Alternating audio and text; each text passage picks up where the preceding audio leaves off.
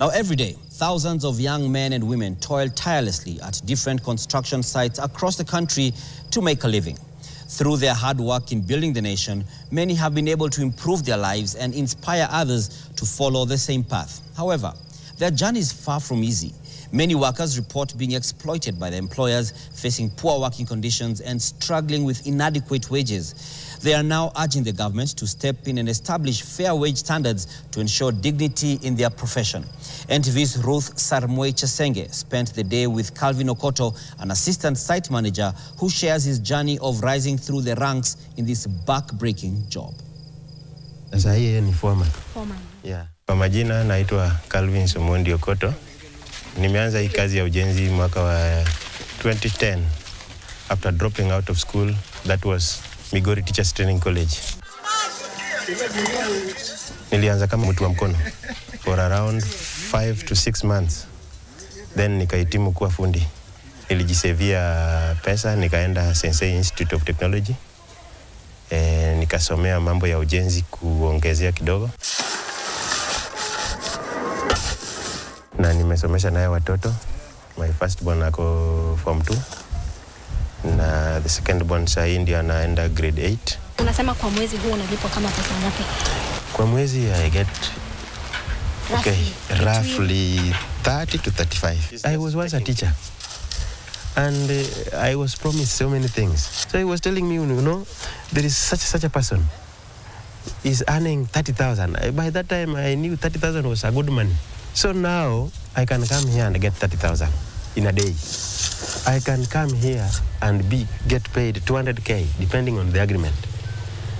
And I can also save this 30,000 within 2 weeks, not even waiting a month.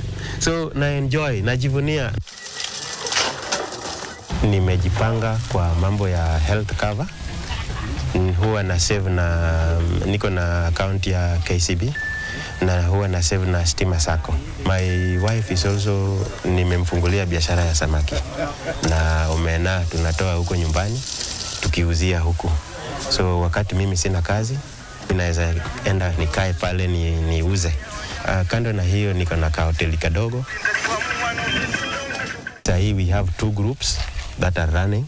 One inaitwa Building Forum Nakuru. Tuko 176 people. Tumeweka the least amount kwa every 2 weeks ni 500. The highest amount you can save kulingana na vile umepata. Okoto is among the over 236,000 Kenyans who make up the wage employment in the construction sector, according to the 2024 economic survey. And despite it being a lucrative career, he says many remain exploited. Somebody anataka kujenga, unaona mtu ananunua materials worth 300,000 na wewe anataka kukupea 20,000 and he expects much of you. Mtu wa mkono sasa akilipwa 600, haujui utatumia fare saa hii kutoka hapa mpaka mahali tunaishi ni 110 asubuhi, 110 saa hii wanaenda kukula 100 lunch. By the end of the day unaenda na 190. What will you save and what will the family get? Hii kazi ya ujenzi pia tuweke policy ya job group. So most of our clients wamekuwa wakitutumia vibaya.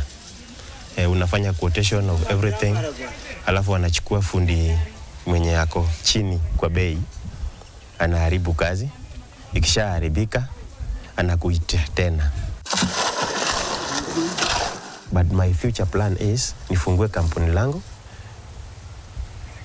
iwe ama liwe nikipata hata hizi kazi za affordable housing, whereby insurance cover is needed, healthcare, your health cover is needed, and much more. Ruth Sarmoei Chesenge.